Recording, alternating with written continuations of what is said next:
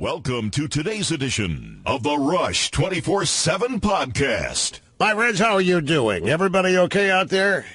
Yeah, here we are, locked and loaded, ready to go. The Rush Limbaugh program and the EIB network. It is Friday. Live from the Southern Command in sunny South Florida, it's Open Line Friday. Yeah, I know. I've got to do the Maxine Waters stuff from yesterday. This is going to be a perfect day to do it, too. Open Line Friday, where the focus is always on insanity. And thanks for reminding me about the Seton Motley thing. We got to get to that, too. That's just an interesting take on where the media capital is now. His theory is it's not Washington or New York anymore, it's Silicon Valley. But I will explain this as the program unfolds. Open Line Friday means that you can talk about whatever you want to, including the news of the day, but it doesn't have to be restricted to that. For example, if you're very, very scared that we've got a tropical storm out there, you believe this.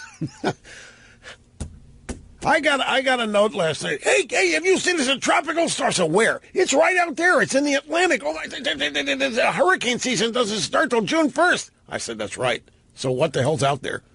Well, they're saying it's a tropical storm, the hurricanes is. So I went and looked at it. And naturally, it's like 2,500 miles away. It's going to dissipate today. It's near the Azores. It's a nothing burger. It's a pure... It's just... you just can't escape. These people are... I'll tell you what's happening. They're getting more and more panicked as they are slowly coming to realize what happened to them last November. They have been in a constant state of denial. And the awareness of just how deep the defeat was and how widespread, I think, is causing panic throughout much of the left. And I will have examples of that. The fallout in this Hillary book, this is just stunning. And now people are starting to get mad at the two authors of for exactly what I said yesterday. Where were you during the campaign? If you knew it was this bad, why didn't you say something? Well, we had to save it for our book so we could earn some money. Yeah, but what about the country? What about saving the country? You knew the Hillary campaign was in the dumpster. You knew it was in the toilet, and you didn't report. That's because we had inside access, and we had to protect our sources. And we had... In fact, you know what the controversy is today? Apparently, Hillary's speech announcing her candidacy, when she gave it, and the immediate reporting, it was glowing. It was upbeat. The reporting, one of the best speeches ever. What a way to ignite and kick off the campaign. This is Hillary Clinton at her best. And yet, the same guy who said that in the book writes about how bad it was and how horrible it was and how uninspiring it was. And so leftists remember this guy and everybody else in the media heralding Hillary's announcement speech, and they read this book, and they find out that everybody thought it was excrement. And they're starting to realize that there were all kinds of people that knew how really bad this campaign was and in what bad shape it was, but nobody said anything. And one of the reasons for that is the fear of the Clintons. Anyway, let's get to the Paris attacks, because this is pressing here at the moment. One thing that makes me kind of curious here, I've been waiting for it. I haven't seen it yet. Maybe you have. I have not seen anybody in the drive-by media suggest the Russians might be behind the terror attack. What are you shaking your head for? Why haven't they gone there? I mean, why, if the Russians were behind cheating everything so that Trump would get elected, then why wouldn't they do the same thing in Paris to get another insane right-winger elected there? I mean, they interfered in our election to elect Trump, right? Why wouldn't they be behind whatever happened in Paris here in order to win the election for Marie? How does she pronounce it? Is it Le Pen? Le Pen? Le Pen? Is there nobody in there that's heard her name pronounced that can tell me how it's... Nobody knows how it's actually... What a staff. You know, what a bloated... What absolutely... Thank you. Somebody has heard the name pronounced in the media. It was the broadcast engineer, the last guy you would think would be watching the news, the broadcast engineer. I'm just telling you, I have to look at closed captioning. I need assistance. I don't listen. I haven't been to France, and I didn't go to France. I went to Monaco. That's the toy kingdom on the border. I didn't actually. Well, I had to land in Nice. No, I don't have any on the ground experience.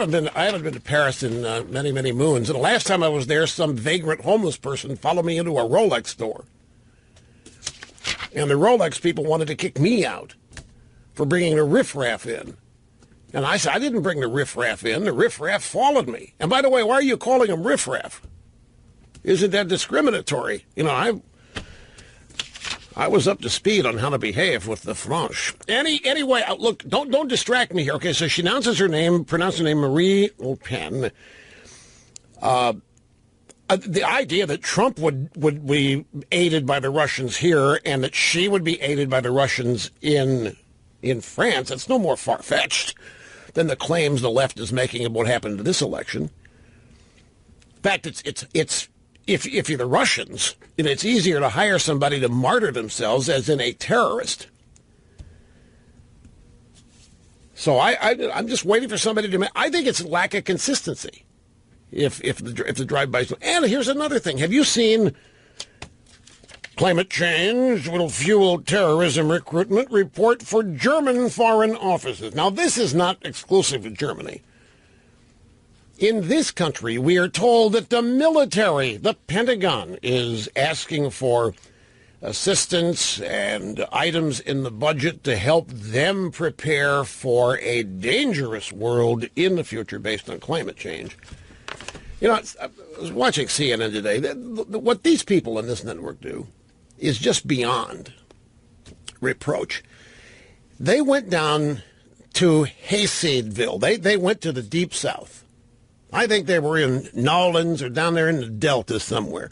And they wanted to find two people that don't believe in global warming. So they found a couple of gummers that are sitting there with probably 2-week-old shirts, corncob pipes, sitting on a boat, fishing for shrimp.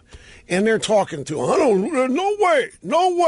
And no way global warming is not happening. And CNN says, well, what about the coastline that's vanishing right underneath you? What about the vanishing coastline, the rising? And there isn't any rising sea level. None of this is happening anywhere. And they try to portray these two guys as anti-science and climate deniers. And I'll tell you, they don't know how it is doing damage to their... They actually think this kook stuff is helping, but they're losing elections left and right, and it isn't helping. I'm kind of torn because I watch the lies, and it just infuriates me. And on the other hand, I have to stop and think, hey, let them go to it, because it may be actually turning people off of them and turning people away from liberalism, mainstream people. But climate change will fuel terrorism. Why don't the media say that climate change had something to do with what happened in Paris? Where's the consistency? If the Russians are tampering with elections to elect puppets, and they did it in the case of the U.S. election in Trump, why not do it in France? And if climate change is responsible for terrorism recruitment, and don't ask me to explain how that is. Terrorism recruitment is based on one thing, imams in mosques, and that's it. To say that the weather, to say that the climate is aiding the recruitment of terrorism is just intellectually absurd. It ought not even be granted a second of legitimate consideration, but it is. It's right here. Climate change will fuel acts of terrorism and strengthen recruiting efforts by terror groups such as the Islamic State and Boko Haram, a report commissioned by the German Foreign Office has found. Now, what is the real reason for making this claim? Well, it's to give themselves and out. We can't stop the terrorism recruitment. We can't stop the expanding ranks. Well, it's climate change that's causing it. What can we do about it? I would bet you Boko Haram. Have you seen those people? Oh, by the way, remember this. Remember the first instance we heard of Boko Haram? They kidnapped 300 young girls in Nigeria. And our immediate reaction was a Twitter hashtag, Save Our Girls. And Michelle Obama went out there, had a picture taken at a diplomatic reception room of the White House, holding up a sign with the hashtag on it. I saw a story, that was 3 years ago. I saw a story that none of those girls have been returned. Nobody knows where they are. And I couldn't help but think back to the hashtag and what a great and heartfelt effort it was. Such a sad, sad thing. It didn't matter. These things, Boko Haram, you think Boko Haram is even aware of climate change? Do you think it's even on their mind? Do you think they've got scientists that are calculating climate change where and when in order to go where and when in order to recruit new members for Boko Haram? This is why I've always maintained, to do this job, to do it well, you really have to be confident, self-assured, and not affected by outside influences, because this can drive you nuts. This exposing yourself to what liberals think, believe, and do can literally drive you insane if you don't have a boundary mechanism or a safety mechanism. By the way, the Associated Press report on the attack in Paris said that it get this now. Here's the real problem with the attack. The AP says that it threatened to weigh on voters' decisions at the polls this weekend. Yeah, you see, that would be terrible if French voters went to the polls thinking about terrorism when they vote. We can't have that. That's going to be bad for our side. That's going to elect Marie Le Pen. We can't have voters thinking that. What a bunch of bigots the French voters are likely to be, says the AP. I was watching Tucker Carlson last night on the Fox News channel. And, you know, Tucker has this unique aspect. He somehow goes and gets liberal guinea pigs who do not know that they're guinea pigs. He goes and finds the best daily example of liberal, extreme, wacko stupidity and invites them in. And then just throws their beliefs right back at them and asks them to explain it. And it's comical because what is almost always exposed is that these people are just reciting things they've memorized. And when certain questions are asked they have knee-jerk reactions and answers. And it's just, it's quite illustrative to watch because you learn that these people are not thinkers at all. They're not really engaged. They've just been brainwashed and programmed with propaganda, and they know how to recite it. But they're also, I think, undergoing lessons on how not to let Tucker Carlson get to them. Now, last night's example, have you heard about this? The Western Kentucky University student government voted on Tuesday in favor of reparations for black students in the form of free tuition. The resolution passed by a vote of 19 to 10. It recommends the University of Western Kentucky acknowledge slavery as a debt that will never be paid and to offer free tuition to black students regardless whether they have blood links to slavery, the antebellum days, or not. It doesn't matter because if you're African American, you have roots to slavery, whether you do or don't. You do. And you automatically qualify. The resolution asks that a special task force be created to look into test optional admissions and admissions weighting based on geographical location, which in theory would make it easier for black students to apply and be accepted at Western Kentucky University. What that means is a resolution that would create a special task force that would basically say that anybody who wanted to go to the school on the basis that they need reparations because they come from a slave past would automatically be admitted. And there, of course, is a leader of this movement.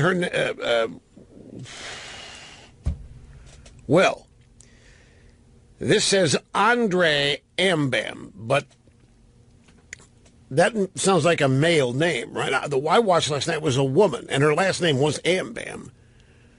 A-M-B-A-M. But let's just go with what's written here. Andre Ambam, one of the resolution's authors, told the Herald that racial disparity is translated into economic disparity, inhibiting black students from attending college. If you really care about diversity, if you really care about inclusion, if you really care about making this campus safe and accessible to everyone, having the student government support of reparations for black students would be amazing, said Ambam. Now, as I watched this, a couple of things occurred to me. And one thing was, why does anybody go to college? I mean, this woman is like everybody else, primarily from the left, but it's not just restricted to the left. That is, there is a cultural belief or acknowledgement that you must go to college. You must. It is one of these things that if you don't do, there's something odd about you. If you don't want to, there's something odd about you. It's just one of these you have to do. Now, why? And I'm serious with this question. Why? What is the purpose of going to college? If you're a parent and you are insistent that your kids go to college, why? What is the ultimate aim? If you are a student who desperately wants to go to college, why do you want to go to college? Because when you get to the real answer to that question, then something else occurs to me about this whole argument about reparations and other things that I think exposes what's really going on. But I have to take a break now. We'll continue after this. Don't go away, folks. And welcome back. It's Open Line Friday. El Rushbo, serving humanity simply by showing up. Oh, we have an update on the Boko Haram original kidnapping. 57 of those girls escaped in the first 6 months following kidnapping, and 21 were freed last October. So the hashtag worked. Is that what you're saying? The hashtag free our girls worked, or bring back our... Well, I apologize. I don't know that I had seen either of these details. In fact, the story I read about this was just last week that nobody'd seen anything of the original 300. I'm glad to hear that was wrong. I'm happy to hear the hashtag worked. Well, somebody's going to claim credit for it. I mean, why else would Boko Haram... Well, I know they've kidnapped thousands of girls since then, but the hashtag, I mean, if some of the 300 are back, you know damn well that people don't claim the hashtag played a role. Speaking of the hashtag, what is it? Barack Hussein Obama is returning to the public square. The Politico breathlessly reporting former President Barack Hussein will make his first public appearance Monday, hosting an event on civic engagement at the University of Chicago. It says here that it will not be an explicitly political event. Oh, yes, it will, particularly if it's about civic engagement. So, Obama, I think this may be my prediction prior to the election coming true. We'll have to wait till Monday to find out. And we'll be back and roll on right after this, too. Sit tight. Open Line Friday. Rush Limbaugh here at 800-282-2882. Feel free, whatever you want to talk about. If you've got questions, if you have comments about things not in the news, this is... I'll tell you how this started. I want you to know how Open Line Friday started. When this program began, we didn't take very many phone calls at all, and as a new program, it was under the microscope of analysis of people, because it was unlike anything else. There were no guests. There were no authors. There were no people on here pushing anything. It was just me and the things I care about, passionate about, thought were funny for 3 hours each and every day. And in the early stages, many of the calls were about me. Many of the calls expressing love and adoration, some expressing anger and outright displeasure. How can somebody with such an ego like you be hosting a radio show? Because it was new. And I began to realize that there were fewer and fewer people calling to talk about issues. And so I used Open Line Friday to let people talk about something besides me. And that's how it began. And it is a tradition unlike any other. We have held on to it, and we offer it each Friday as an opportunity for you to talk about anything. And because Monday through Thursday, the program's tightly screened, you have to talk about things I care about, or we ask you to call back on Friday. That's what it's for. Now, back to this story. And by the way, it was Andrea. This is a typo. It was not Andre Ambam. It was Andrea Ambam. And that's what I saw last night on Tucker. And they've got a resolution here that they passed at the University of Western Kentucky University, suggesting that African-American students be given free tuition as reparations for slavery, whether the African-American students have any direct trace to slavery or not, because there's been so much discrimination, and the discrimination is going to continue, and the discrimination is never going to end. Slavery, according to Andrea Ambam, is a debt that will never be paid, and as such, young college students, African American, at Western Kentucky U need to get free tuition as a form of reparations. Now remember, with everything involving liberalism, like this is proposed as a solution. The solution to what? Well, solution to the never-ending discrimination that is slavery, a solution to the problem that a lot of kids can't afford to go to college and their parents can't afford to send them. So this is presented as a solution, but it never is. In liberalism, nothing ever is a solution. It's just either the starting point for a new program or a new phase in an existing program, but nothing is ever fixed. Nothing is ever resolved. It's just like affirmative action. Affirmative action has no end. When it was devised and concocted, it had no end. There was no plan to say at some point down, okay, we have leveled the playing field now. We've evened the scales. We have made amends for the transgressions of the past, and now we're eliminating. And I knew this because way back when I talked to people that were the architects of affirmative action, and you could really make them bad by calling it quotas. And I asked them, when's this going to end? I mean, how many years of this is it going to take for all of you activists to say the scales have now been balanced and the discrimination has been? He said, oh, never. Affirmative action is never going to end because that debt can never be repaid. It was never intended to end. And just as this is never intended to end either. This is just the beginning of reparations taking whatever form the people demanding them say they want or need. But since this is about college and tuition, I want to go back to the question, why do people go to college? I'm talking about not the people that go just, they don't know what to do, they don't know what they want to do, they're going there to bide time. I'm talking about people and parents who are actively engaged in the idea of a college education. What is it for? Is it to get educated? Is it to become worldly? Is it to meet people and learn how to be sociable and get along with other people? Is it to be educated so that one can earn a significant amount of money in order to be self-supportive and to eventually have enough to buy a home and to raise a family? What is the purpose here? What are the reparations really for? And I'll give you a hint of where I'm going at this. You've seen the tax revenues that have been reported as collected by the federal government. The last 2 years are records. If you add up the federal income tax, the corporate tax, the capital gains tax, The federal government is collecting record tax revenue. Every quarter, the money coming in is a record. We've never collected more. We've never paid more in taxes.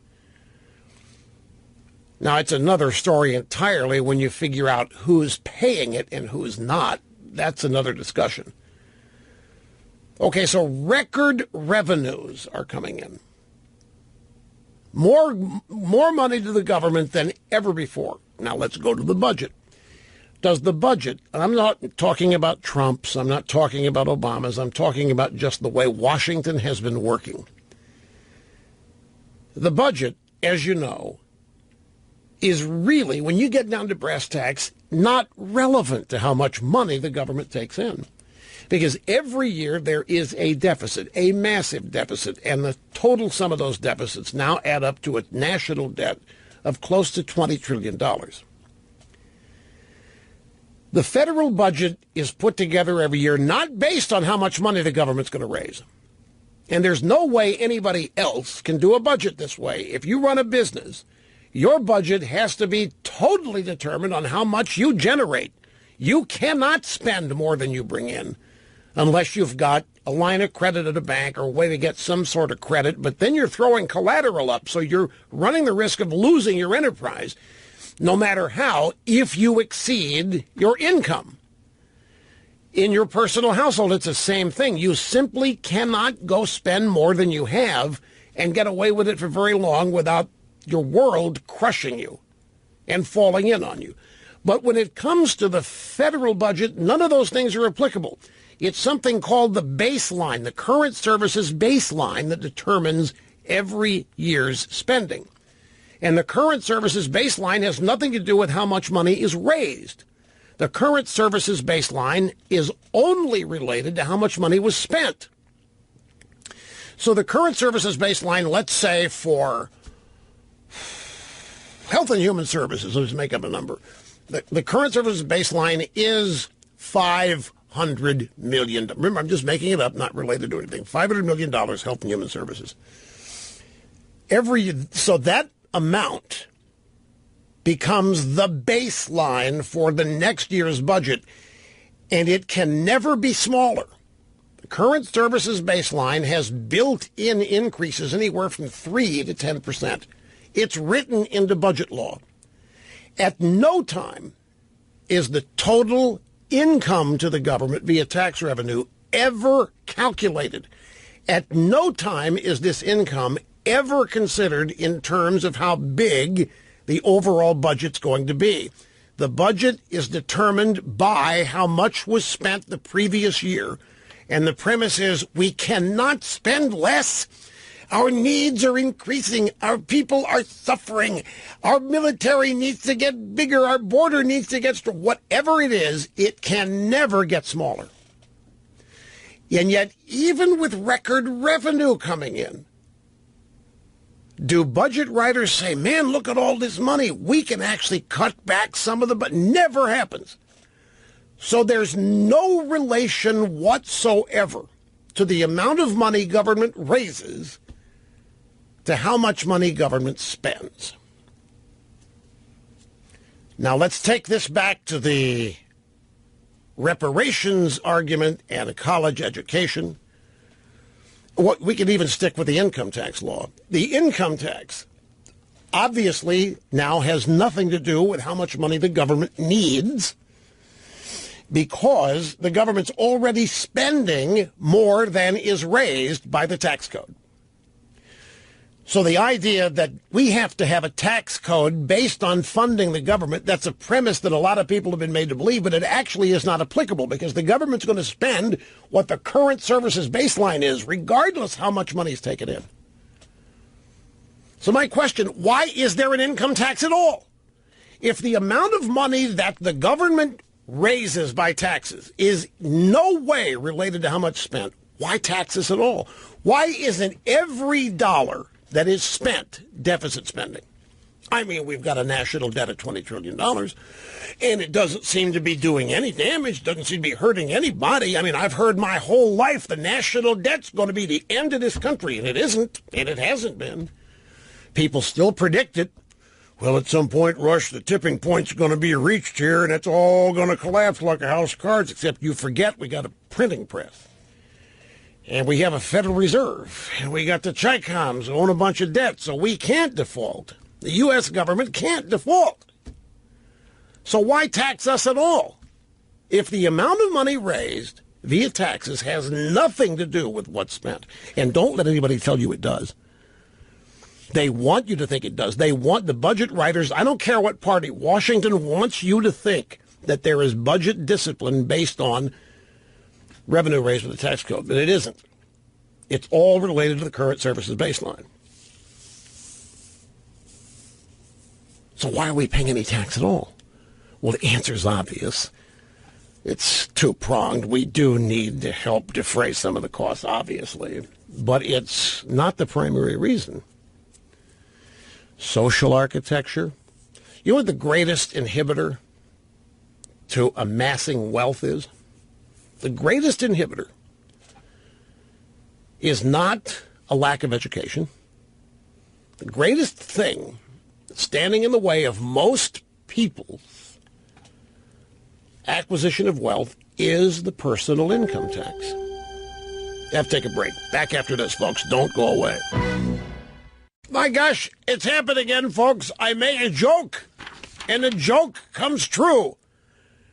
Fox News, France concerned over Russian interference in elections amid reports of hacking and fake news. It was just a half hour ago I raised the possibility of the Russians being involved in the terrorism in Paris in order to impact the election. I said, why haven't anybody in the drive-bys included the Russians in the mix? And a half hour later it happens. Like Snerdley said yesterday, I'm just right. Just right, no matter how outrageous or funny or whatever it seems, I'm right. Oh, speaking of which, Snerdley brought me something today. The Politico has, I'm holding this in my formerly nicotine-stained fingers. This is big, folks. Now, this is one of these things I probably might not want to talk about, but I'm sort of getting tired of not being able to say certain things here because of who might hear it and what might then result. It's not as that I don't trust you people to keep secrets. It's that everybody listens to this show. You wouldn't believe the latest audience numbers. That's another thing I'm pondering telling you. But anyway, the Politico here. When you print this out, 16 pages. Is that what you told me this is? Snerdley submitted this to me with a paper clip. 16 pages, this Politico story. And here's the headline. How Trump blew up the conservative media. Inside the new power dynamics roiling the Fox News Channel, Breitbart News, and the Wall Street Journal. And it's written by Eliana Johnson, who is the daughter of Scott Johnson, who's one of the three guys at the Powerline blog. And she, I think she was an intern and a writer at National Review. Now she's joined the drive-bys over at the Politico. I think we have an implant there, an embed. Anyway, 16 pages. How Trump blew up the conservative media. Guess who's not mentioned here? Can you guess who's not mentioned in a 16-page story on conservative media being blown up? That's right, my friends, me, your host. And you know why? Because I have not been blown up. We have not been blown up. We are not conflicted at all here at the EIB network. We have absolutely no qualms about how we've handled anything, how we're doing anything, how this program is done, how it's put together, how it's performed, how it's executed. We have no conflicts, no doubts, no worries whatsoever. But apparently, many in the conservative media have been rocked and roiled by the Trump presidency and the campaign and trying to figure out what their position is and should be. Snerdley brought this in. You're not even in it. You're not. I said, that's good. That's good. He said, why? I said, it's good. It's good. We're not blown up. He said, oh, yeah, that's right. And we aren't. This stuff doesn't affect us anyway. I've always told you, my success has nothing to do with who wins elections. I'm not going to give them that kind of power because those guys come and go. I don't have any say-so what they say, do, or believe anyway. It's always been a mistake to make personal investments in people in politics. Here's Peter. Peter, Virginia Beach, Virginia. Welcome. Great to have you on the EIB network. Hello. Hello, Rush. It's truly a pleasure to get through to you. Thank you. I have a question about the Kentucky reparations bill. My children are mixed. I'm white. My wife is Dominican. Dominicans are 38% African genetically. So my children are 19% African. Is that 19% enough to qualify for free tuition? Because Damn right. It is, Yep. All you need is a thimble. if it is, I can get rid of my Android and get an iPhone. Yeah, you don't even have to have a direct trace to slave blood. You just, it's total skin color. 19% more than you need to qualify for reparations. You thinking of sending them to Western Kentucky when they get old enough? You know, my son's a junior. Unfortunately, he'll have better options because he's a really good wrestler, and schools like him for wrestling. So, you know, he's got schools interested. My daughter, you know, she's mid to average to better than average student, but she's they're going to really be into fine. sports. You keep on that track. They're going to be fine. His real question, he was asked, what's the limit? If we're going to start doing reparations in the form of free tuition, what's the limit? That's whether you know it or not. That is a brilliant question. The answer, there's no limit. There's no limit to reparations. There's no limit to the size of government. There's no limit to how much the government should pay you. There's no limit to how much the people you disagree with should be punished. There's no limit whatsoever to anything. That's who they are. No, the question's very simple. Why do these kids want to go to college at all? If they're asking for reparations, why go to college? Why are they there? What they want is money. Why waste college? Just ask for the money. What's the point of going to college? If you're going to get the money, you don't need to. More of that in a minute.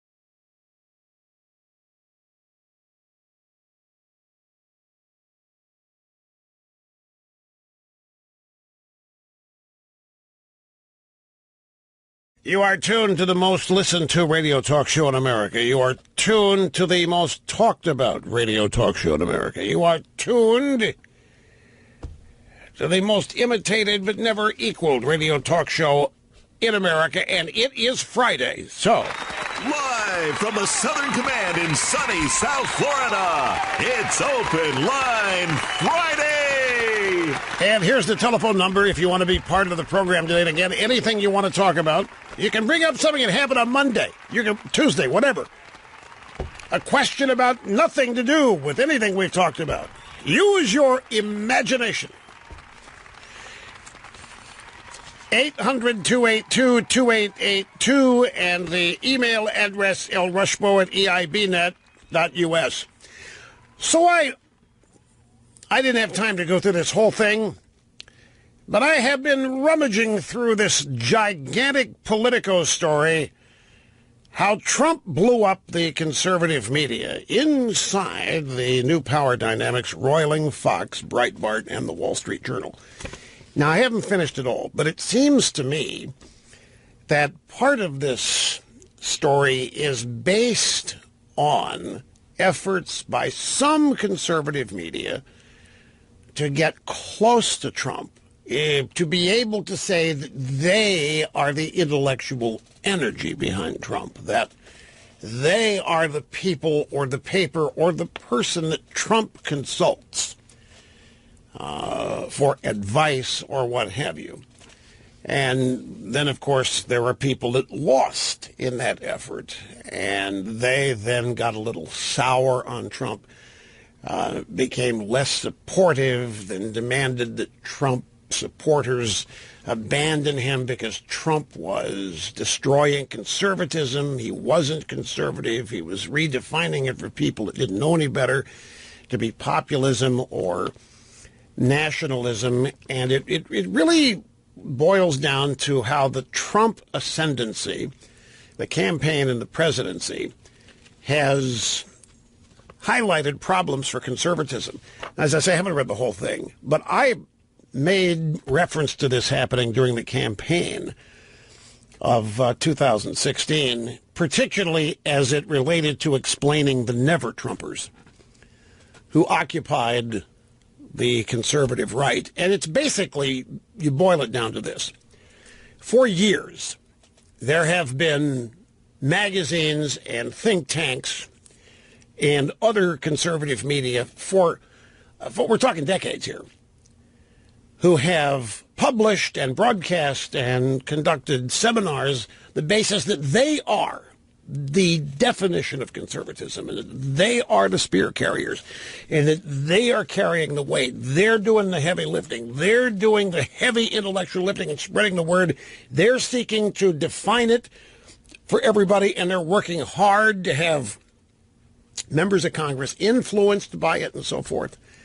And they've been asking for donations all this time to continue this great work of defining conservatism and influencing power brokers and policymakers to be conservative. And it was a great arrangement, and it worked quite well for the longest time, because conservative citizens are loyal, and they are very much aware of the attacks daily on conservatism, and they very astutely understood the importance of supporting conservative media wherever it was. But then Trump came along and just blew everything up.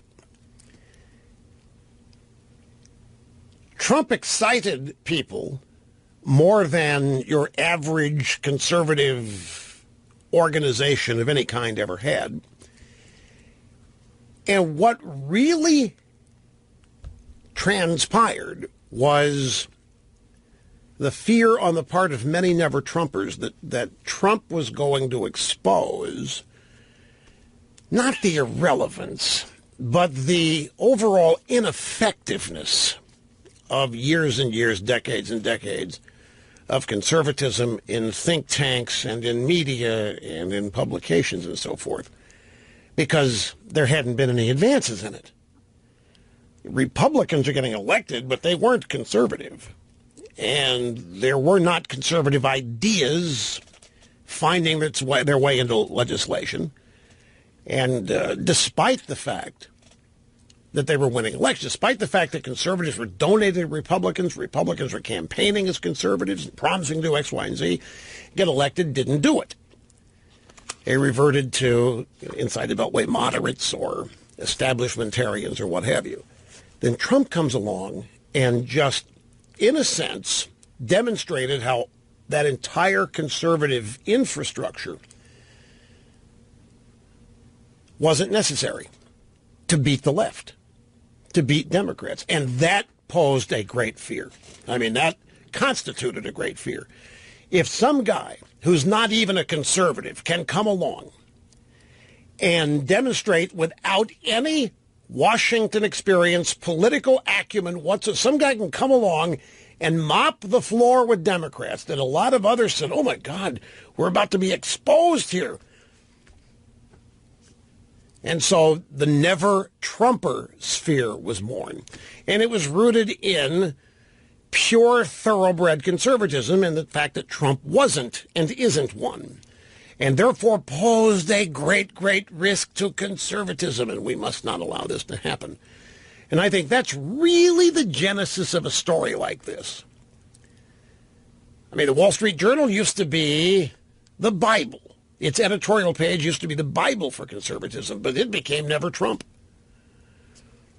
And they did everything they can to defeat Trump. Now, since Trump has won the election and Rupert Murdoch has sidled up to Trump, the Journal, who he owns, slowly but surely changing a little bit, becoming less opposed to Trump, not openly embracing him, but allowing that there's maybe some potential here, possibility.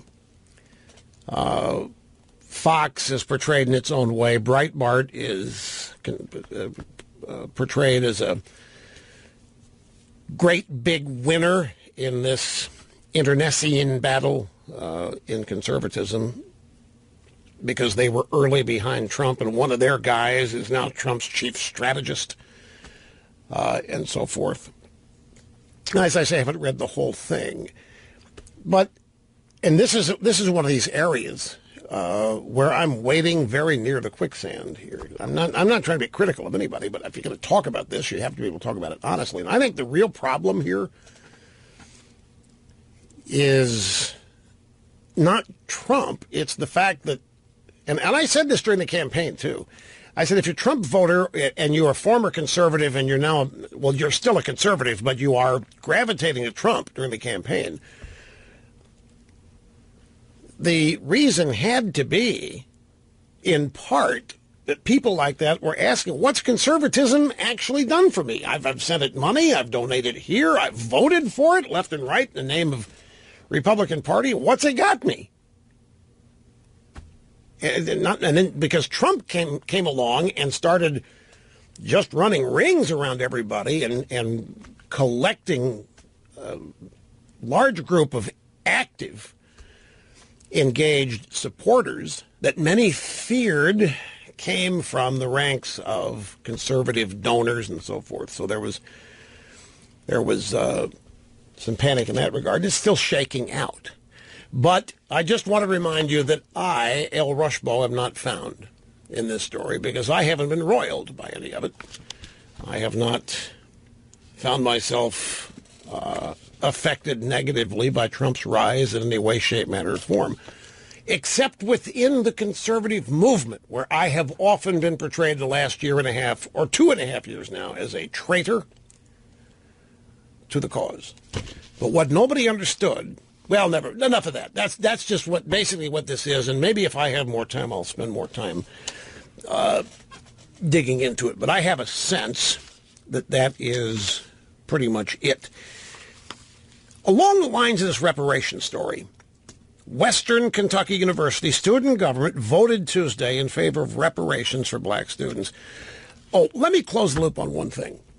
My question, why do people go to school? How would you answer that? When you send your kids to college, why? What do you hope the result is? Are you hoping they come out of there educated? Are you hoping they come out of there prepared? You're hoping they come out of there with their minds intact and they haven't been corrupted by liberalism. You're hoping they come out and they're able to make a lot of money. What are you hoping for?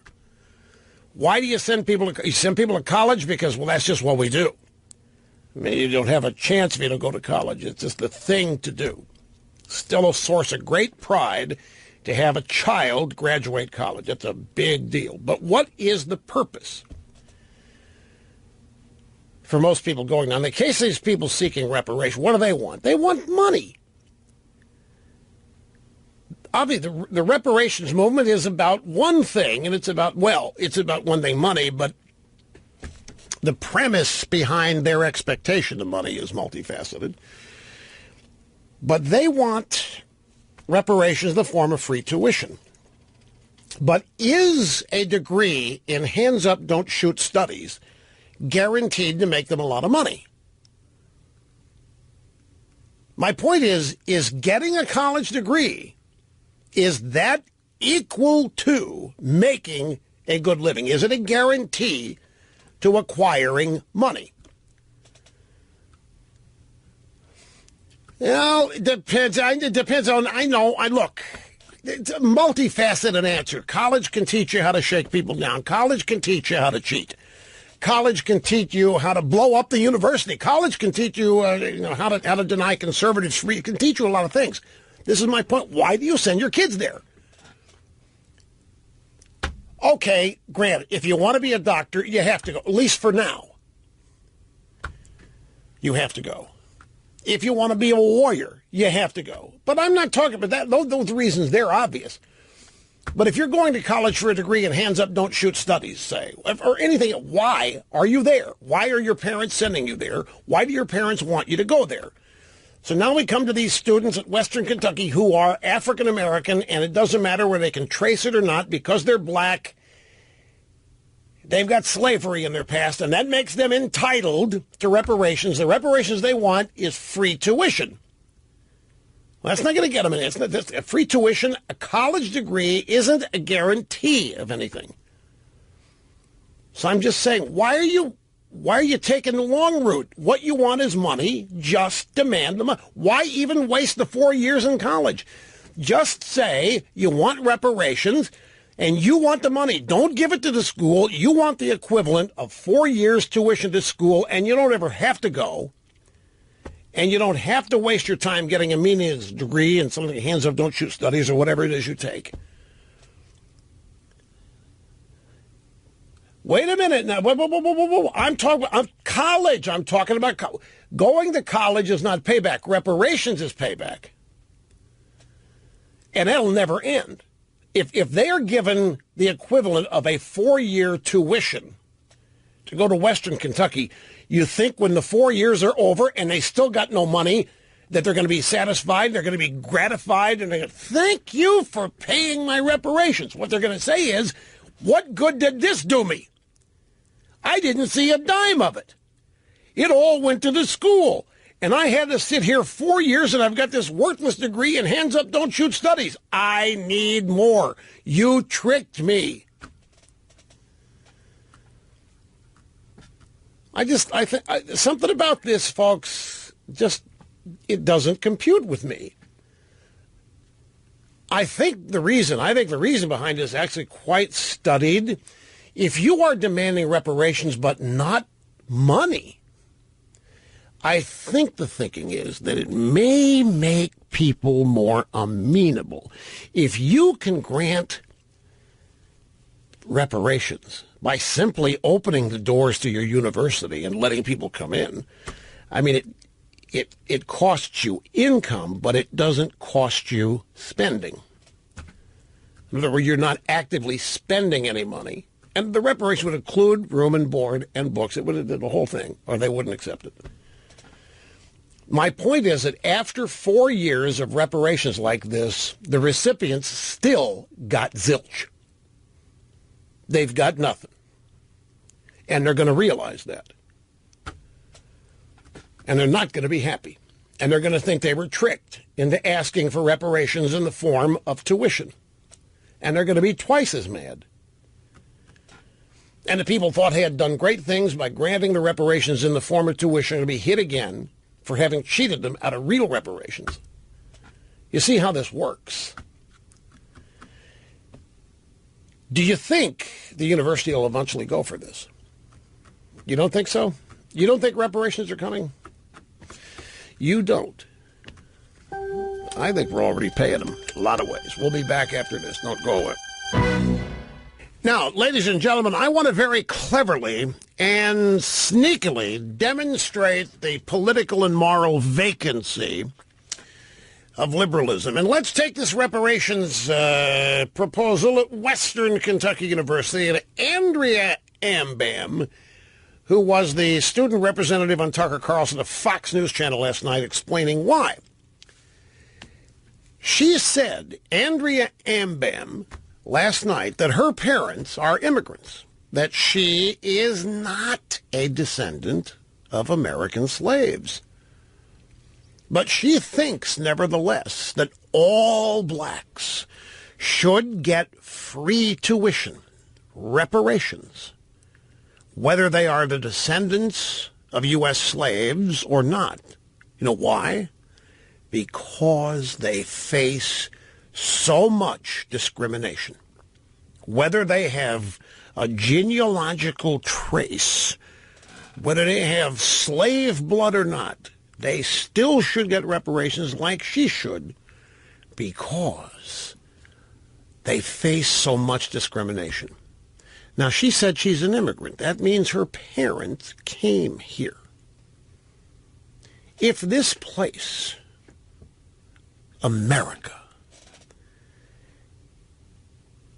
features so much discrimination against people of color, why did her parents come here in the first place? What is the reason? If this place is so discriminatory that people of color should be paid compensation for putting up with it, why come here in the first place? Classic illustration of the moral and political vacancy of liberalism. You can use the same glittering example in immigration. We're told that countries in Central America and South America, they may be war-torn, but, oh, they're beautiful places, and they've got wonderful cultures. And this America place, what a rot gut hellhole. This place is filled with discrimination, racism, bigotry. There's rape every day on college campuses. There's a bunch of Republicans running around trying to deny everybody their free speech rights. You've got guns everywhere. You've got people standing in the way when you want to get an abortion. What the hell would they want to bring anybody here for? I mean, really, on one side of their mouths, pro-illegal immigration and sanctuary city advocates portray America as the armpit of the world. Maybe the groin of the world. It is that bad a place. It's filled with bad guys and white racists, anti-women white guys, sexual harassment everywhere, rape everywhere, standing in the way of your right to a free abortion, standing in the way of your right to free health care, Why do they want to come here if this place is so bad? And it's a legitimate question, legitimate hypocrisy. Why bring anybody that you love and cherish like illegal immigrants? Why bring them to this hellhole? Why, Andrea Ambam, did your parents bring you here or come here if they're going to face a lifetime of discrimination? Why do it? For the money? By the way, I've got another question for Andrea Ambam. If it's so bad, why do you stay? I mean, it's one thing for your parents to come, knowing that there is going to be a lifetime of discrimination, bigotry, racism, and why come? But you were born here. Why stay? If this place, if the United States of America is just the hellhole of the world with all of this bigotry and racism and hatred and misogyny, denial of human rights for women and minorities, and why stay, Andrea?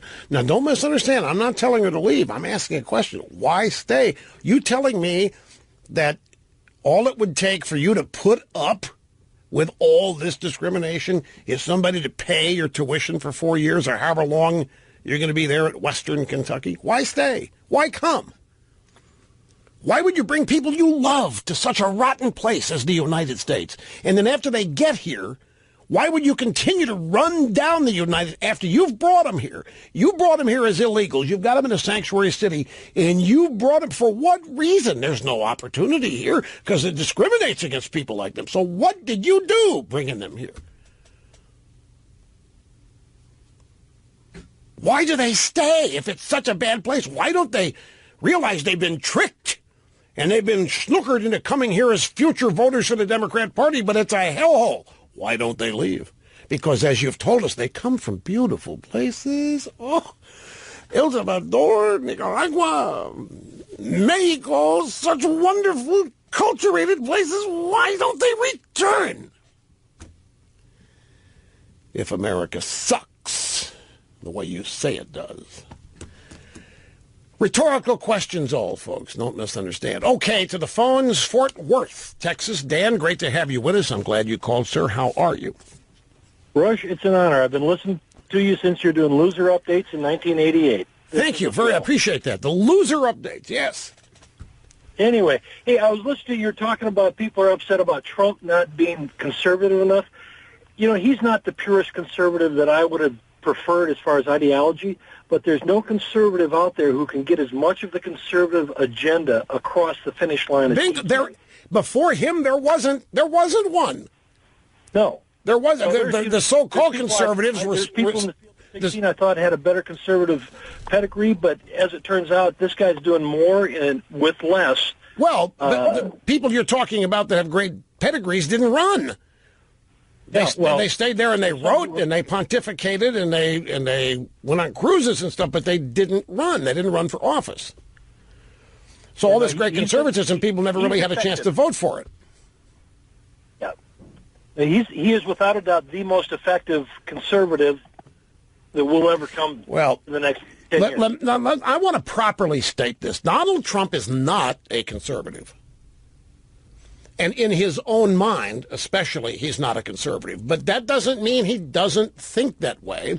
And it doesn't mean that he's not oriented in that direction, particularly as he sees how the opposition treats him. These are people that used to be friends of his in some regards. New York liberal moderates, they were friends of. Now, he sees who they really are. And when I say he's not a conservative, I mean he's not a doctrinaire, ideological conservative. He cannot tell you who Edmund Burke is. He cannot tell you who Friedrich Hayek is. And he's not interested. It doesn't mean he's not interested in that. Donald Trump doesn't size things up this way. He looks at problems that need to be fixed, and he thinks he's got an abundance of common sense, and his way is the right way, the only way, and he's going to do it. You know what he's doing today? He's heading over to the Treasury Department to do what he can to blow up Dodd-Frank with executive orders and to do what he can do with the tax code. Since the Congress won't help him in anything right now, he's doing as much as he can with executive orders. He's not stopping. But he doesn't get up and say, what conservative things can I do today? He doesn't get up and say, what is the liberals doing today that I can really humiliate and embarrass? That's not it. He doesn't do that. He gets up and looks at the problems that he sees and has identified and does what he can to go about solving them. And he goes out and says, yeah, we got the greatest armada that there's ever been. We got the greatest armada. It's steaming right now to North Korea. People go, what? Where is it? They conclude Trump's a doofus. Doesn't know what he's talking. Mike, grab that theme that we used for Dukakis fundraisers, the Pat Metheny thing that we used, because I want to play it for people. He's talking about the loser update, and I'm sure people wonder, what the hell's that? Let me know when you've come up with it. It goes back to 88, 89. Anyway, you might find Dukakis in the computer reference. It might be tagged that way. And at any rate, none of this means that Trump is not accomplishing conservative things, because he clearly is. And in fact, he's probably accomplishing more conservative things than previous Republican presidents who have tried to tell us they're conservative, but they really haven't been in terms of doctrinaire. But this came down to something. This election wasn't even about that. And this is what conservatives, for the life of me, this I will not understand. And I'll just speak for myself, and I know I'm speaking for you. The objective in this election was twofold.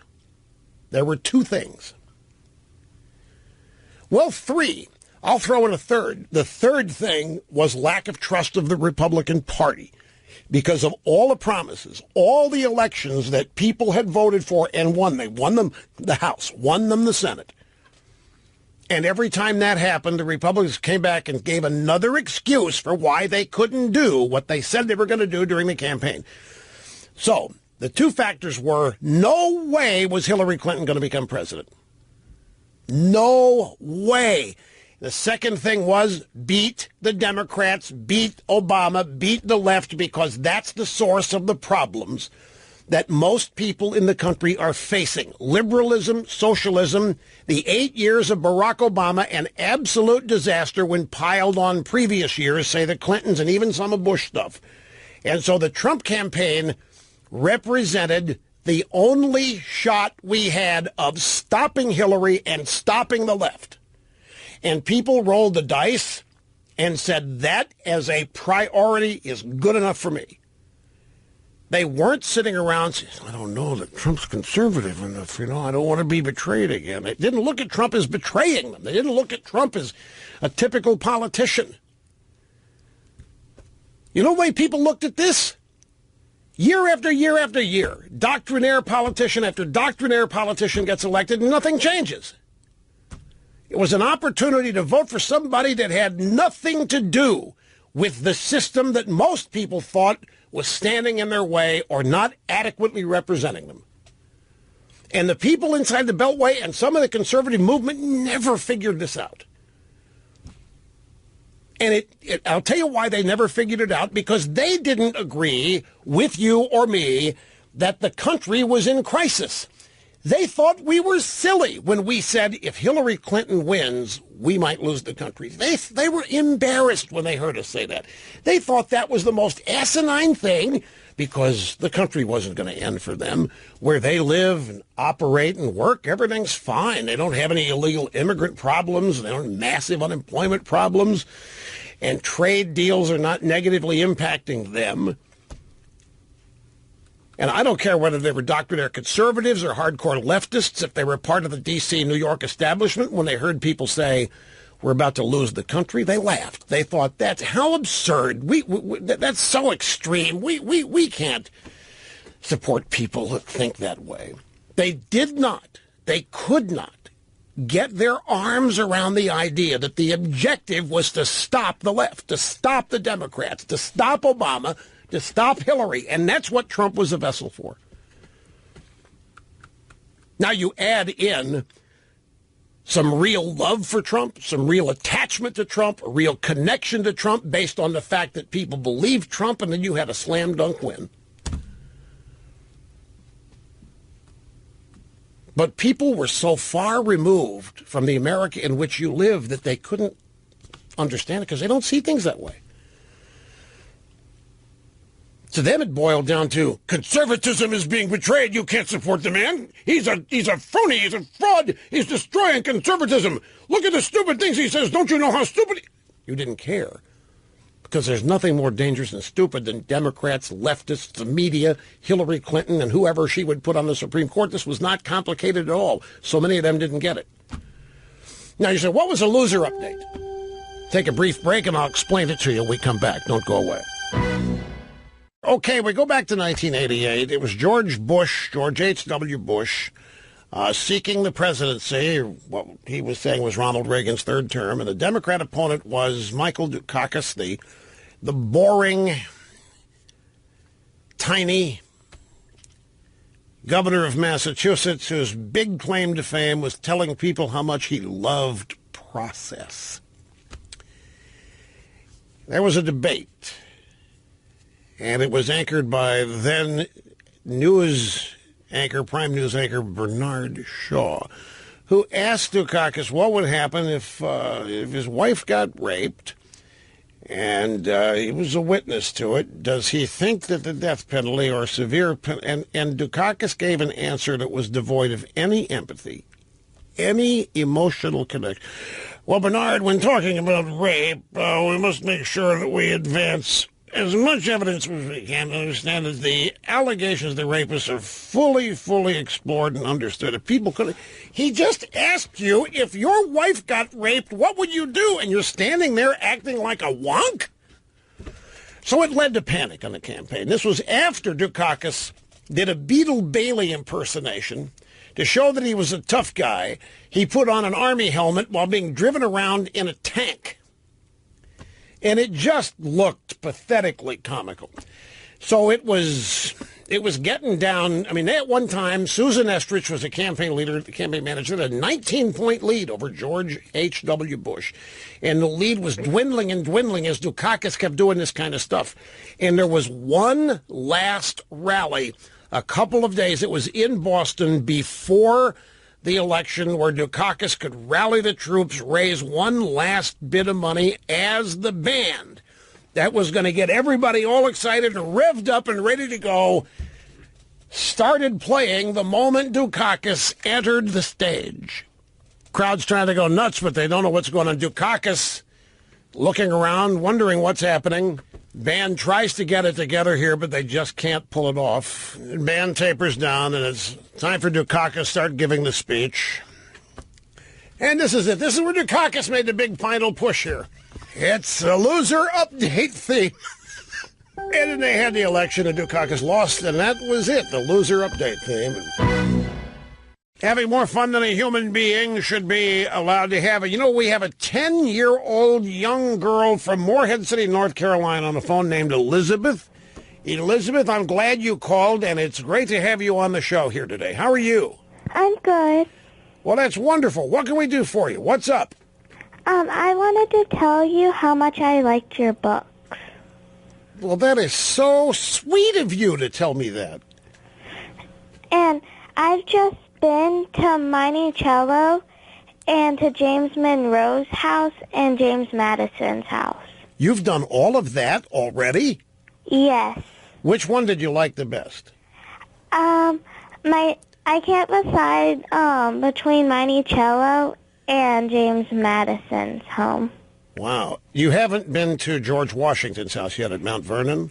No. When you go there, they've turned that into one of the most amazing places. It's a miniature museum. It is the house has been restored where Washington lived, and I've had dinner there. I actually had dinner back in 2007 on the back porch overlooking the Potomac with it's one of the most beautiful places right there on the Potomac River. And they've got a library now and a great film presentation. So if you ever have a chance to go, since you visit places like this, you should go to Mount Vernon as well. But about the Rush Revere books, how many of you have you read? I've read 4, and I'm reading your 5th one now. Wow, you're about wrapping them all up. Well, and let me guess, your favorite character is Liberty. Yes, he's my favorite. He's really funny. Now, you're 10 years old, when did you start reading these? I think in 4th grade. And what do you like best about them? I like that how Liberty is really funny and that I get to learn history also. Yeah, that's great, because we actually take you to these historical events and put you in them. Well, Elizabeth, you've made my day here. I want to send you some stuff from Revere and Liberty. If you can hang on, don't hang up.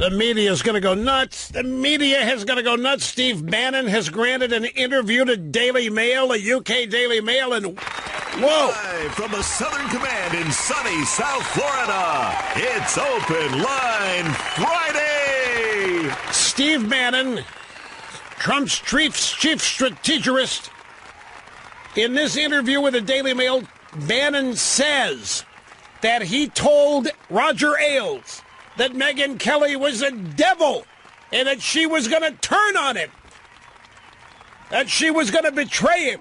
And Bannon says he warned Ailes to be careful of Megyn Kelly. Wait till the media gets hold of this. Welcome back, my friends. Open Line Friday. Rush Limbaugh having more fun than a human being should be allowed to have. 800-282-2882 and the email address lrushbo@eibnet.us. Let's see what else this says here. They click on it right here. You know, the Daily Mail summarizes what's in the story very easily. She's the devil. She will turn on you. Bannon reveals that he warned Ailes about Megyn Kelly. He told a former Fox News CEO his network star would betray him.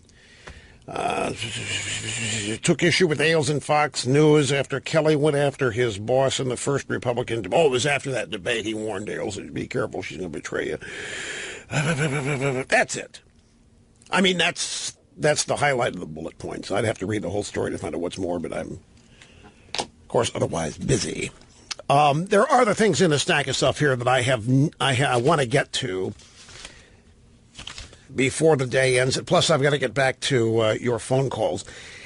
The Washington Free Beacon has another report on the U.S. Census. I think this is census data. Anyway, here's the upshot. In 1 out of every 5 families, 20% of American families, there's not a single person working. I guess the numbers would make sense if you run those numbers against food stamps, unemployment, Social Security, disability. Probably makes sense. No family member was employed in 16 million U.S. families last year, or 19.6% of families, according to data. It's the Bureau of Labor Statistics. In 1995, 18.8% of families had nobody working. The percentage peaked at 20.2% in 2011. It's been steadily declining. Black and Hispanic families remain more likely to have an unemployed member in the family than white or Asian families. Not a real surprise there. Have you, folks, are you aware of the trick the New York Times tried to play on Trump regarding the Patriots' visit to the White House? Here is what happened. The sports editor at the New York Times saw the picture of the Patriots visiting Trump this year and remembered having seen a picture of the Patriots visiting the White House when Obama was president, and there was a lot more people in the Obama president picture, Patriots people, than in the Trump Patriots visit. So this guy tweeted it out, and he just tried to say that Trump is so unpopular. Look at how few people from the Patriots actually showed up compared to when Obama was president, when everybody was there. And late that day, the Patriots had to put out a tweet to put everything in context. And the Patriots tweeted, well, the big difference here is in the picture with all the people you see,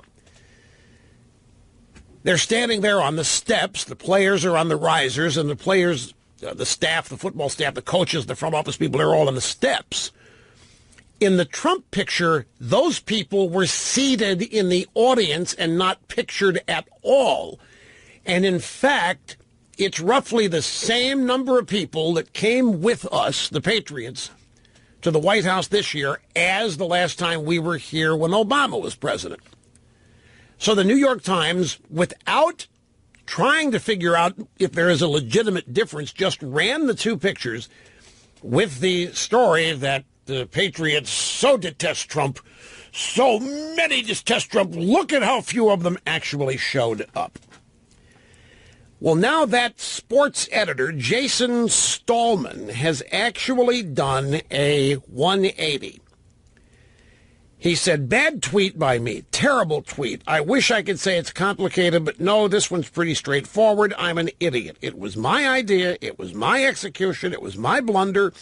I made a decision in about 4 minutes. It clearly warranted much more time. And once we learned more, we tried to fix everything as much as possible, as swiftly as possible, and as transparently as possible. Of course, at that point, the damage was done. I just needed to own it.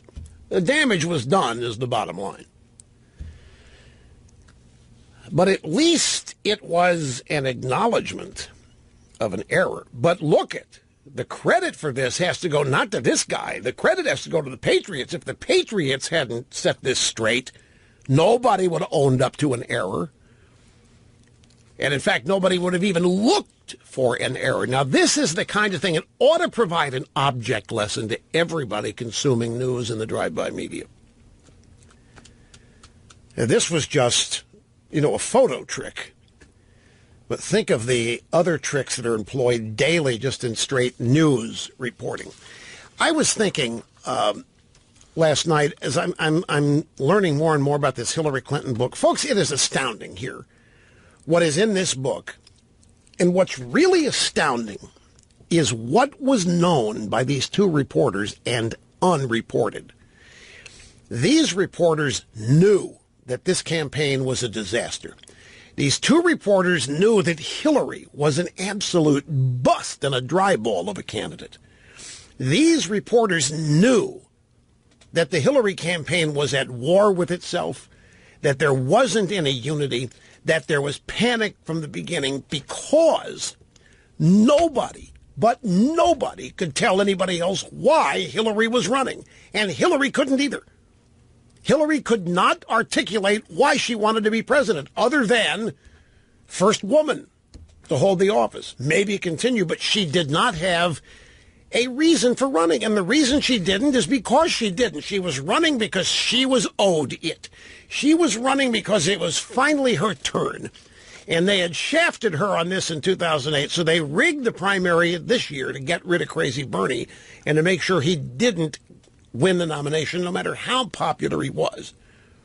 She didn't have a reason. These two reporters are embedded in the campaign, and they've signed NDAs. They promised they won't reveal sources. They didn't care to. They withheld all of this news so after the campaign for the book so they could profit from it. But what Democrats are learning now is how the media misreported everything, from how well she was doing in the polls to how great this campaign was to how unified it was. They're figuring out that they were lied to. Democrats were lied to multiple times a day by the media, which was hyping and exaggerating. And look at what's happened as a result of this. Has a brand ever been pounded harder and deeper into the ground than Clinton Inc.? And I think this is so important it's worth pointing out, because it wasn't that long ago that everybody in Washington politics was scared to death of these two people. Scared to death of them all the way back to the 92 campaign and the Bill Clinton presidency, and scared to death of the Clintons when Hillary's running for president last year. They were thought to be omnipotent. They were thought to be prolific fundraisers. They had that foundation. They were taking donations, selling access to the office even before she was elected. People thought Hillary Clinton was the second coming, second only to Obama. And now look at how that brand has just been pounded. Democrats have been informed that Hillary Clinton ran her second campaign even worse than her first one, which was a brain-dead effort. They have been informed, because of this book, that Hillary Clinton investigated her own staff by reading their emails after her 2008 campaign crash. Democrats have been informed because of this book and other things that Hillary Clinton could not articulate a reason to be president in 2016. She literally couldn't. The last time something like this was so profound was when Teddy Kennedy was running for the Democrat nomination in 1980 against Jimmy Carter. It was so bad. Carter's presidency was so bad the Democrats had to do something. They ran Ted Kennedy. And Roger Mudd, CBS News, did a sit-down interview with Kennedy and asked him, why do you want to be president? And it was one incoherence after one incoherence after incoherence. He could not articulate a reason. Self-esteem, could not. And she couldn't. Even her campaign ads were all about Trump not being qualified, Trump being unfit. Democrats have now been informed that Hillary Clinton is engaged in a witch hunt to find the leakers to the authors of this devastating book, Shattered Inside Hillary Clinton's Doomed Campaign. The Democrats have learned that the Clinton Foundation is in deep financial trouble, is about to shut down, and that Hillary wants nothing to do with it. The Democrats are being told that the next great Clinton conquest will come from Chelsea Clinton, and they're laughing privately about that. Hillary's loss was so bad that the Democrats right now, you know the most popular Democrat in the country is right now? Bernie Sanders. And he's not even a Democrat. He's an independent. How old is he, 84? How old is Bernie Sanders? Is he in his 70s still? Well, okay. I thought he had crossed the threshold of 80. It doesn't matter. They don't have, at the moment, there's nobody the Democrats can turn to. 75, okay. 75. Looks 80. Hillary's loss was so bad, the Democrat National Committee has put... Well, I think that's enough. They are just... United and Pepsi think they've got brand problems. I'm telling you, the Democrats have a much greater branding problem right now than even United Airlines. Because at least United is still flying. And Pepsi is still pouring. And here's another aspect of the book. One of the authors is Jonathan Allen.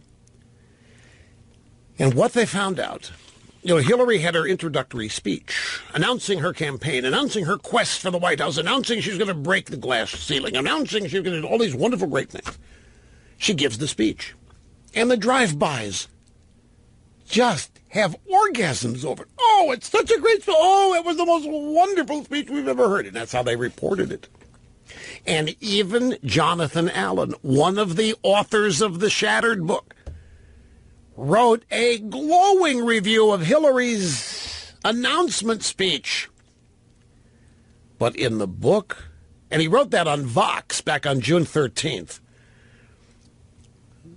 he talked about how Hillary had nailed the vision thing. She had nailed it. She gave people reasons why she wanted to be president, what her vision for America was.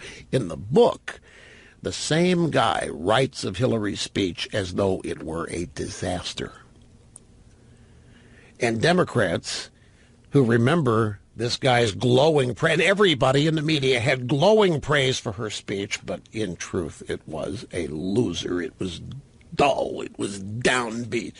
It was uninspiring. A.B. Stoddard, you've seen her on Fox News and CNN. She was with The Hill. I don't know who she is with now, but she's got a column out at Real Clear Politics. Democrats tell Hillary to go back to the woods. Her column ends, Democrats don't owe Clinton anything, and they no longer need to fear the Clintons. They should keep her rehabilitation journey as far away from their own as possible. Lucky for her, President Trump no longer wants to lock her up, but it's high time the Democrats lock her out. My real question, how many people in the media and the Democrat Party have felt that way about Hillary all during the campaign and just had to lie about it? How many people really thought she was a dud and a disaster? Even during the campaign. They still thought she was going to win because they thought, no way can this troglodyte Trump win. But I think the Democrats have secretly, some of them, harbored negativism and resentment and lack of being impressed for Hillary for a long time. I think they idolize Bill, but I think there's been deep, dark resentment of Hillary Clinton, even in the Democrat Party, for a long time.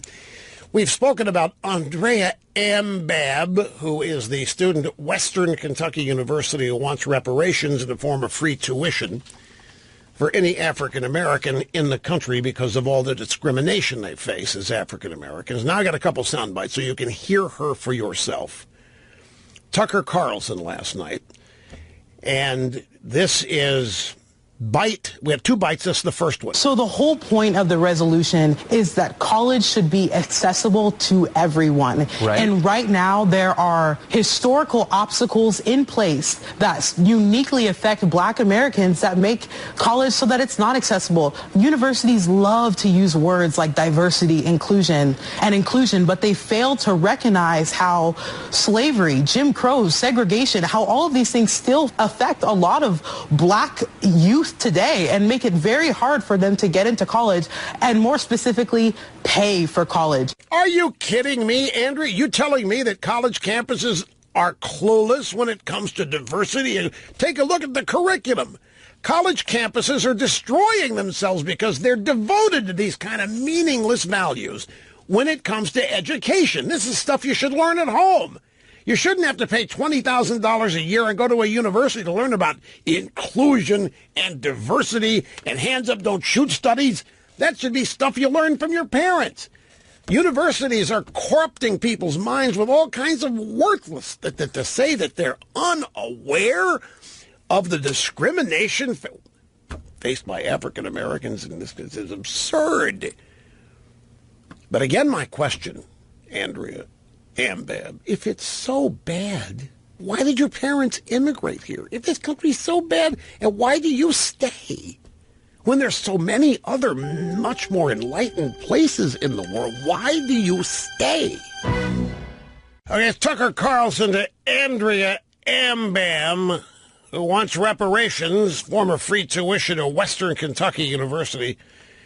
Carlson said, look, even people whose families didn't suffer under state-sponsored discrimination or under slavery would be entitled to that. I mean, from looking at the numbers, these groups tend to do pretty well. I mean, a lot of cases, they out-earn native-born Americans. Why would they be entitled to this also, or to any special consideration?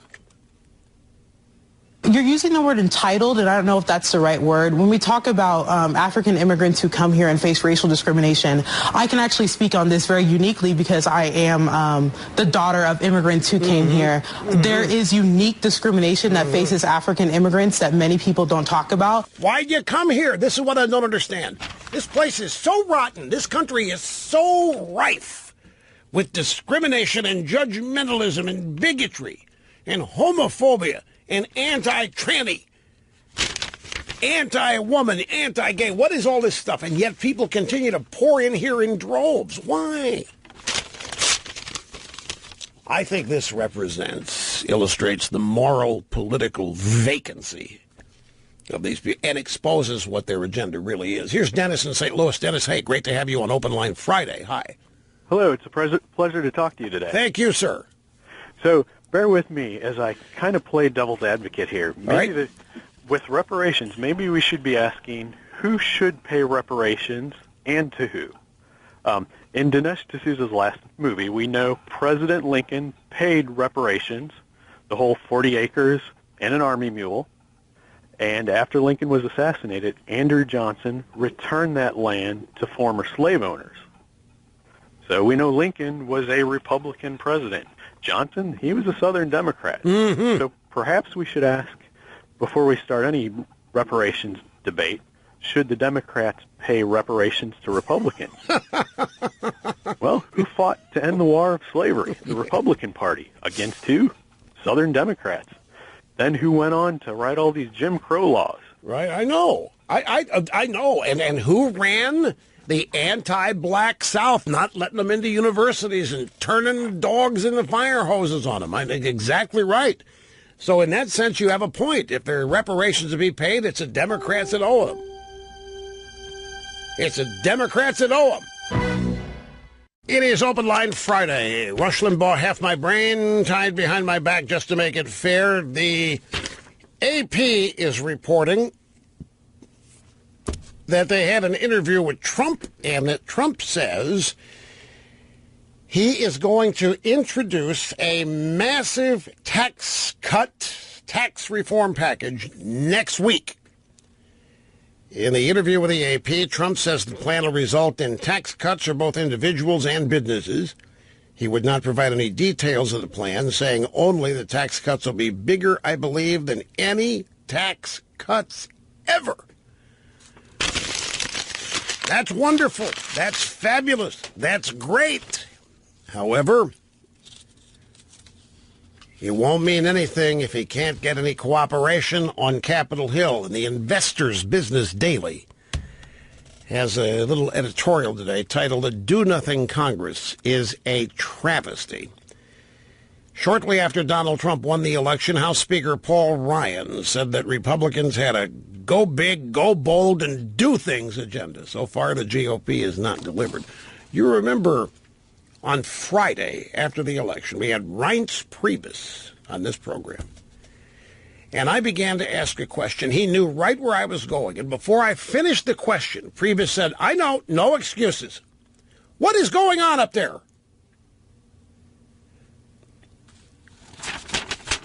The usual computer press. The computer is firing itself, folks. I mean, it's launching items on its own. Anyway, Priebus said, I know, no excuses. No excuse. And that's exactly right. No, what he was referring to, when the Republicans got control of the House, they said, well, we can't really do anything with Obama in the White House until you give us the Senate. So we gave him the Senate.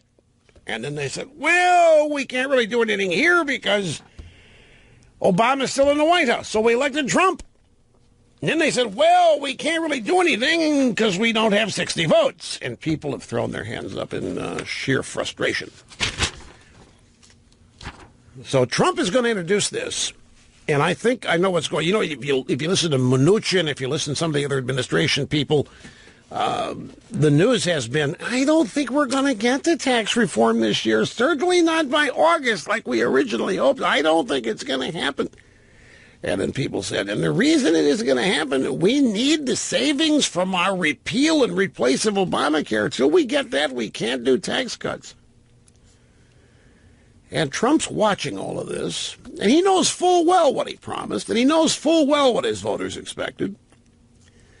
So as I said earlier, Trump's over the Treasury Department today, and with whatever power he can muster via executive order, he's trying to dismantle elements of Dodd-Frank, which is an absolute, it's one of these great liberal things disguised as a consumer protection bill. But all it did was put shackles on the entire financial services industry under the guise that everybody in it is a criminal already, and all they do is rip off the customer. And so we're going to make it really hard for them to even do business. So Trump's going to dismantle that.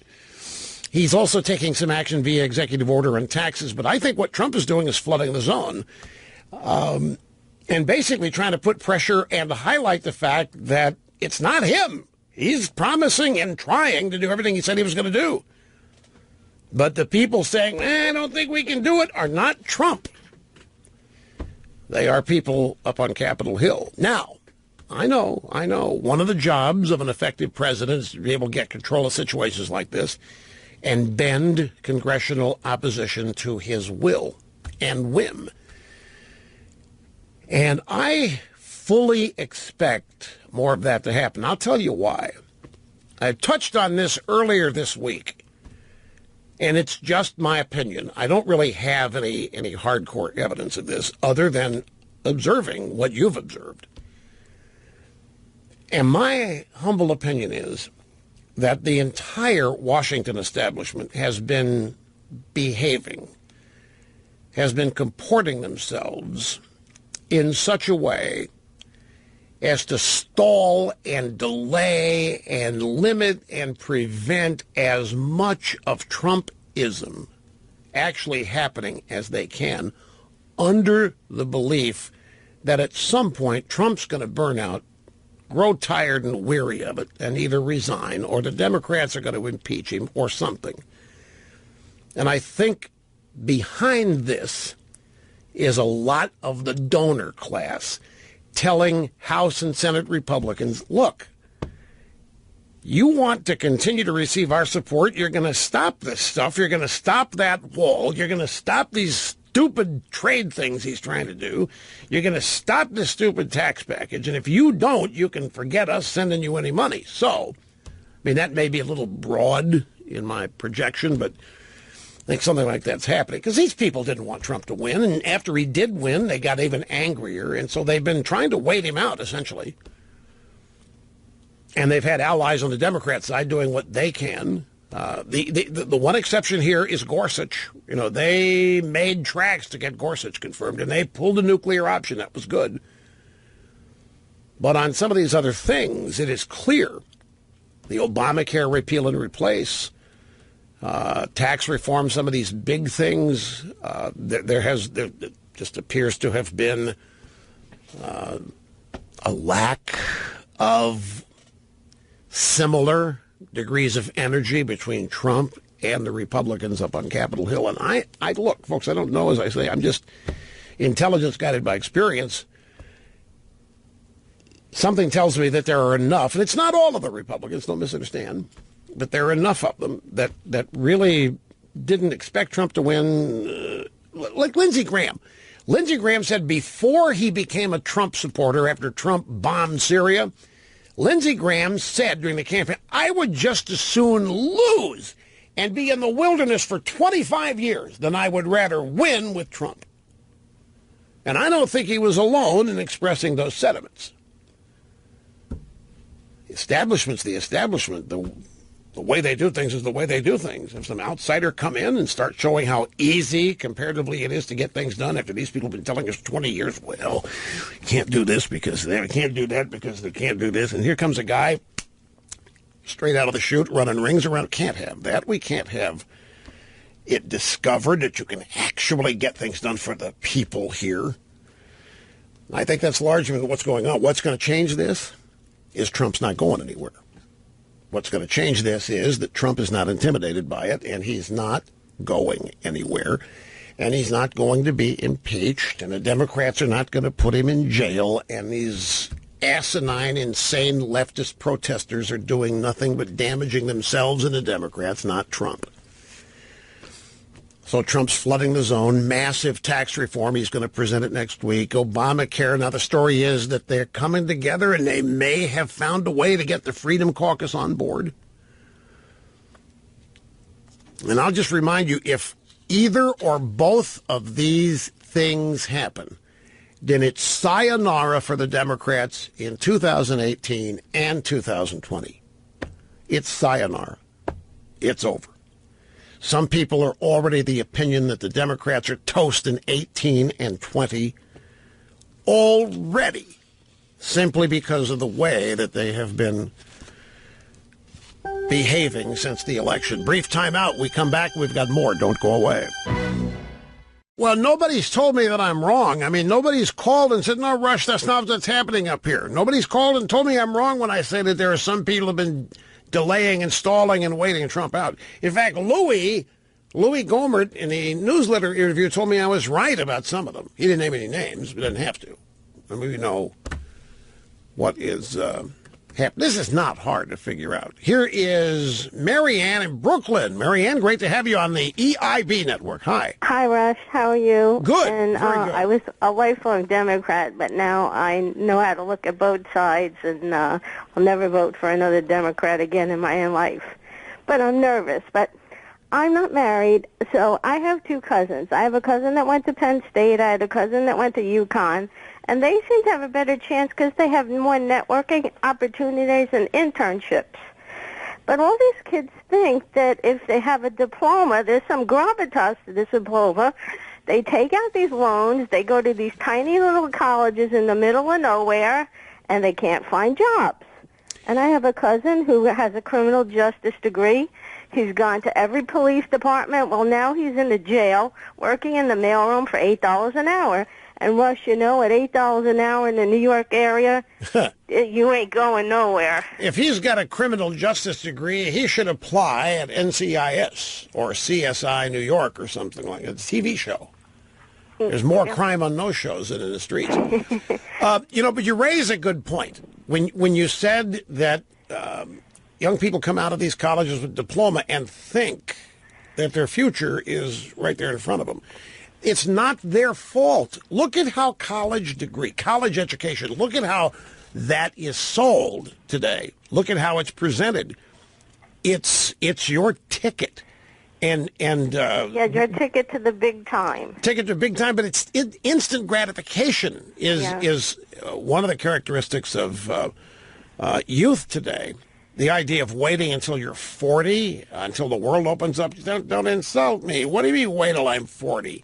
And when they find out that doors don't automatically open, they don't figure out why. They've been misled about the value. They've been misled about the speed with which things are going to happen because of this. Right. And I'm 60 at the moment. I'll be 60 in October, and I'm unemployed. And try and find a job when you're 60 and unemployed. And my mom worked till she was 79 in a hospital in the kitchen and worked a full-time 8-hour shift. Well, what do you want to do? Well, it's tough, Rush. You know, I was to the Brooklyn Navy Yard because they have a state program, a federal program, and a city program, and it said they had jobs opening up for entry level. And then I read a program by, I read an article in the newspaper, and it was from someone in the city council that said they wanted to pull up the illegals into these middle-class jobs. So I doubt I'll be hearing from them anytime soon.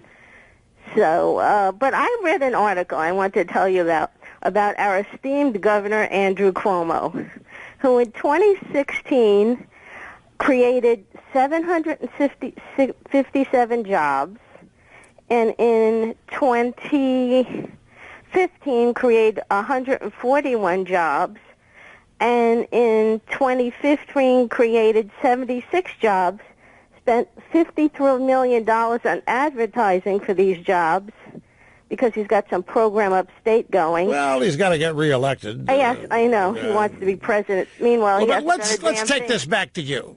You are 60, and I don't know how you view 60, but when I said, what do you want to do, you didn't answer me. You started talking about, well, I'm looking here, and this is a... No, what do you want to do? That's what you should... What do you want to do? Well, you know what, Rush? I really would love to be a chef, but at this point, I have bulging and herniated disc and stenosis, so that's out. But I don't really know what to do. I have to find something that will fit into my disability at the moment, and that's tough. That is tough. I acknowledge. But I have... The only place I'm going with this is that I've always found that if you're able to identify a desire, that you're going to get closer to being passionate about that than you will be about something that just comes your way. And since life is to be lived and enjoyed, life is not to be endured and suffered.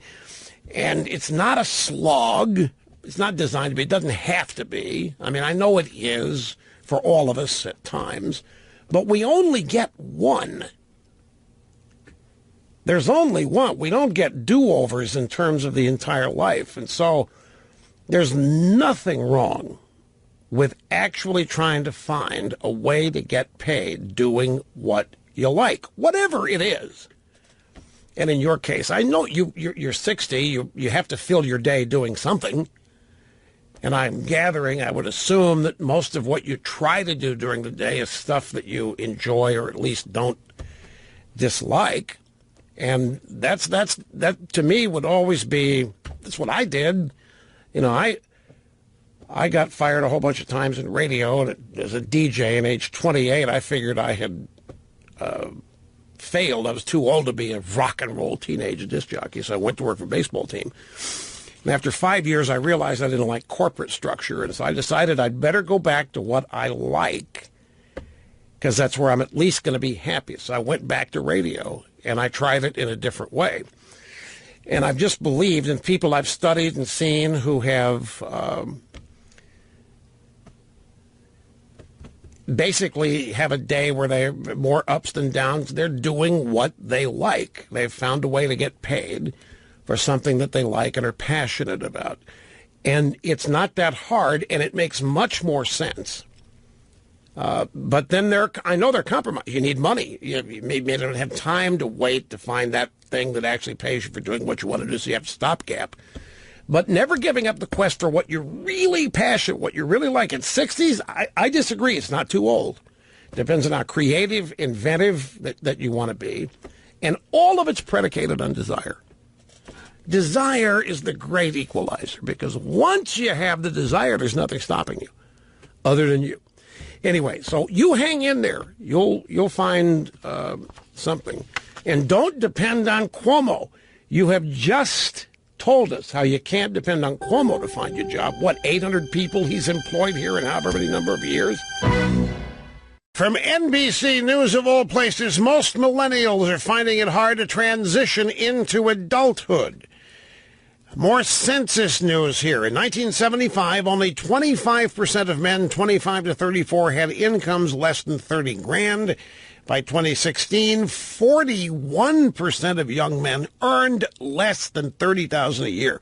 And you put this together with millennial women claiming to be ashamed and embarrassed if their boyfriends or spouses earn more than, or if they earn more than their boyfriends.